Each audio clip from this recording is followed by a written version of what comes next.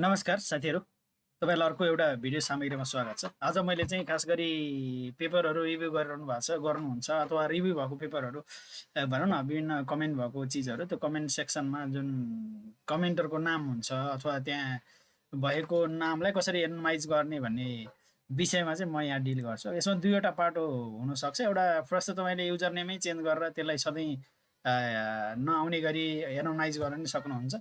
अर्को भनेको तपाईँले अलरेडी अब रिभ्यू भइसकेको छ, अलरेडी कमेन्ट गरिसक्नु भएको छ र त्यो कमेन्ट चाहिँ कमेन्टमा नाम छ भने त्यसलाई कसरी हामीले हटाउन सक्छ त्यो विषयमा दुईवटा पार्टलाई म यहाँ डिल गर्छु। अब म यसको लागि ऱ्यान्डमली कुनै टेक्स्ट लिन्छु। यसको लागि ऱ्यान्ड र ब्राकेट हाल्नु बराबर ऱ्यान्ड र के अरे हाम्रो ब्राकेटले गर्नुभयो भने यसमा ऱ्यान्डम टेक्स्ट जेनेरेट हुन्छ। यो चाहिँ ऱ्यान्डमली टाइप गरेको टेक्स्ट हो र तपाईँले यहाँ कमेन्ट गर्नुभयो भने होइन, यो चाहिँ अब यहाँ रिभ्यूमा गएर तपाईँले यहाँ न्यू कमेन्ट भन्ने कमेन्ट गर्नुभयो भने मेरोमा यहाँ नाम देखाइरहेछ। यसरी कमेन्ट गर्नुभयो भने तपाईँले यो भनौँ न यो मेरो नाम देखाइरहेको छ। यो नामलाई अब अलरेडी भएको चिज भनौँ न, अब तपाईँले यहाँ पनि कमेन्ट गर्नुभयो होइन, यहाँ पनि कमेन्ट गर्नुभयो र यहाँ चाहिँ यहाँ पनि केही तपाईँले कमेन्ट गर्नुभयो, यहाँ कमेन्ट गर्नुभयो। यसमा विभिन्न कमेन्ट गर्दा तपाईँले जतिखेर कमेन्ट गर्यो भने त्यो नाम आइरहेछ। यो नामलाई अब तपाईँले पहिला चाहिँ म यो नाम आइरहेछ। अब तपाईँले यहाँ यो नामलाई चेन्ज गर्नलाई इजिली अलिकति गाह्रो हुनसक्छ। यो पर्सनल इन्फर्मेसन देखिरहेको छ यसमा। अब रिभ्यू गरेको चिजहरू कमेन्ट थाहा नहोस् भन्नको लागि तपाईँले यसलाई हटाउनु पर्ने हुनसक्छ यदि पेपरहरू रिभ्यू गर्दै हुनुहुन्छ भने।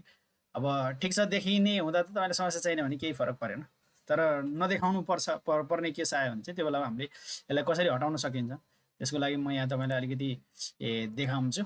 अनि यसको लागि चाहिँ मैले फाइललाई सेभ पनि गर्छु। गरौँ न, यो कहीँ लोकेसनमा डकुमेन्टभित्रै मैले सेभ गर्छु। अब यो कमेन्ट चाहिँ तपाईँको यही नाममा रहिरहेछ। अब यो नाम हामीले एडिट गर्न मिल्दैन। तपाईँले युजर नेम चेन्ज गऱ्यो भने पनि हाम्रो युजर नेम चेन्ज गर्न मिल्छ। युजर नेम चेन्ज गर्दा पनि यसबाट यो चाहिँ यो चेन्ज गर्दा पनि अब नेक्स्ट टाइमबाट यस्तो हुनसक्छ, यो टाइम अट्दैन। यसलाई म यो अहिले देखाउँला। अनि त्यो भएकोले यसलाई चाहिँ एनालाइज गर्न पऱ्यो भने तपाईँले सिम्पली यसको लागि यसको पर्सनल इन्फर्मेसन हो तपाईँले हटाउने हो। त्यसको लागि फाइलमा जान सक्नुहुन्छ। फाइलमा यहाँ इन्फो भन्ने छ, इन्फोभित्र डकुमेन्ट इन्सपेक्ट डकुमेन्ट भन्ने छ, त्यहाँभित्र इन्सपेक्ट डकुमेन्ट भन्ने छ। हो त्यो इन्सपेक्ट डकुमेन्टभित्र गएर तपाईँले के इन्स्योर हुनु पऱ्यो भने यो सेकेन्ड नम्बरको जुन document properties and personal information भन्ने चाहिँ चेक भएको हुनु पऱ्यो। यसो अनचेक होइन, चेक भएको, यहाँ सेलेक्ट भएको तपाईँले भएर यसलाई इन्सपेक्ट गर्नुभयो भने तपाईँको भएको पर्सनल डेटा रेकर्डहरू उसले इन्सपेक्ट गर्छ। अनि त्यसपछि यसलाई तपाईँले रिमुभ अल गरेर यहाँ देखेको यो रिमुभ आउट गरेर क्लोज गर्नुभयो र यसलाई भनौँ न तपाईँले यो क्लोज गर्दा पनि गइरहेको छैन, तर तपाईँले जब यसलाई सेभ गर्नुहुन्छ, सेभ गरेपछि यो रिफ्रेस हुन्छ र यो यसपछि यहाँ हेर्नु त यो चाहिँ बिस्तारै यसको यहाँ अथर भन्नेमा चेन्ज हुन्छ। ल अथर भन्नेमा चेन्ज भयो, अलिकति टाइम लिइरहेछ। माथि अथर आयो, यसपछि हाम्रो एनालाइज गर्न सक्यौँ नि त होइन। यसरी तपाईँले भनौँ न अलरेडी कमेन्ट भएको चिजहरूलाई एनालाइज गर्न सक्छ। यो एउटा सिम्पल ट्रिक हो।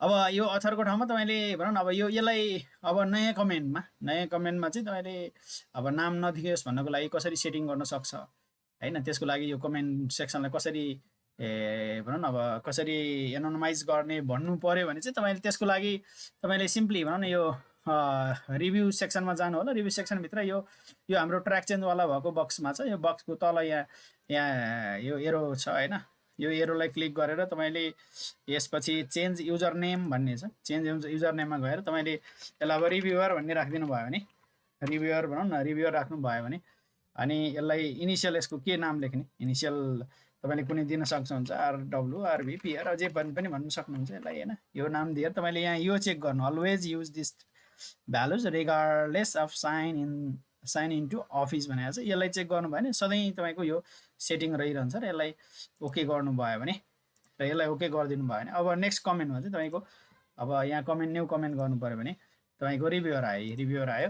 तपाईँले यसरी कमेन्ट गर्न सक्नुहुन्छ। हो सिम्पली यसरी भनौँ न तपाईँले आर्टिकलहरू अब रिभ्यू भइरहेछ भनौँ न, तपाईँले अब यहाँ छ तपाईँ जर्नल म्यानेज गरिरहनु भएको छ, जर्नल त्यो जर्नलबाट तपाईँले अब अथरको नामै आइदियो, रिभ्युअरको नामै आइदियो, एनालाइज गर्नु पऱ्यो भने त्यस्तो केसमा हामीले यसरी त्यो अथरलाई एनालाइज गर्न सक्छौँ होइन। यसको डकुमेन्ट इन्सपेक्ट गरेर त्यसको पर्सनल डेटाहरू हामीले हाइड गर्न सक्छौँ। अर्को र अनि अब रिभ्युअर हुनुहुन्छ या त तपाईँ रिभ्युअर हुनुहुन्छ भने तपाईँले पहिला यो कमेन्ट गर्नुभन्दा अगाडि के तपाईँले इन्स्योर हुनु पऱ्यो भने फर्स्ट यो युजर नेम के छ, यहाँ गएर तपाईँले युजर नेम हेर्ने, अथवा युजर नेमलाई हामी यताबाट पनि हेर्न सक्छौँ।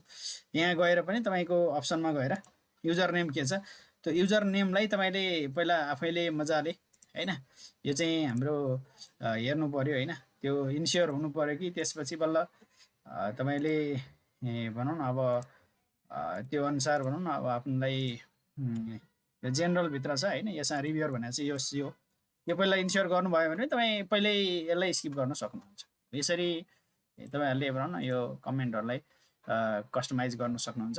Thank you.